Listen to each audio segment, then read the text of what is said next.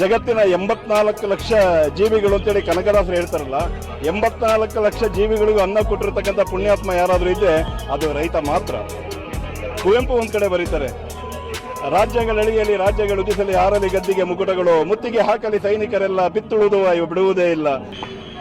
ಜಗತ್ತು ನಿಂತಿರೋದು ರೈತನ ಶ್ರಮದ ಮೇಲೆ. ರೈತನ ಬೆವರು ಎಷ್ಟು ಚಂದ ಬರ್ತದೋ ಅಷ್ಟು ದೇಶ ಸುಭಿಕ್ಷವಾಗಿರ್ತದೆ.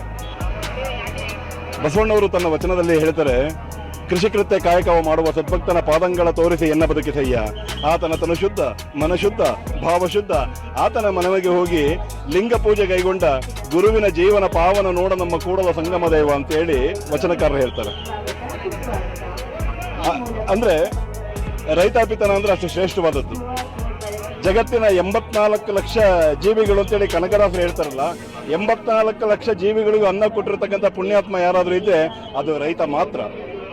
ಕುವೆಂಪು ಒಂದ್ ಕಡೆ ಬರೀತಾರೆ, ರಾಜ್ಯಗಳಳಿಯಲಿ ರಾಜ್ಯಗಳು ಉದಿಸಲಿ ಹಾರಲಿ ಗದ್ದಿಗೆ ಮುಕುಟಗಳು, ಮುತ್ತಿಗೆ ಹಾಕಲಿ ಸೈನಿಕರೆಲ್ಲ, ಬಿತ್ತುವುದು ಬಿಡುವುದೇ ಇಲ್ಲ. ನೇಗಿಲ ಕುಲದೊಳಗಡಗಿದೆ ಕರ್ಮ, ನೇಗಿಲ ಮೇಲೆಯೇ ನಿಂತಿದೆ ಧರ್ಮ ಅಂತೇಳಿ ಕುವೆಂಪುರವರು ಬರೀತಾರೆ.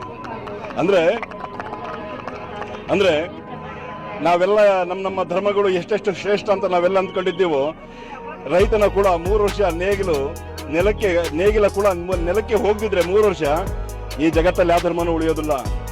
ರೈತ ಇರೋದಕ್ಕೆ ಜಗತ್ತು ಬದುಕಿರೋದು, ನಾವೆಲ್ಲ ಬದುಕಿರೋದು. ರೈತನ ಆಶೀರ್ವಾದ, ರೈತನ ಕರುಣೆಯಿಂದ ನಾವೆಲ್ಲ ಬದುಕ್ತಾ ಇದ್ದೀವಿ. ಅಂತಹ ಸಹಸ್ರಾರು ಪುಣ್ಯಾತ್ಮರ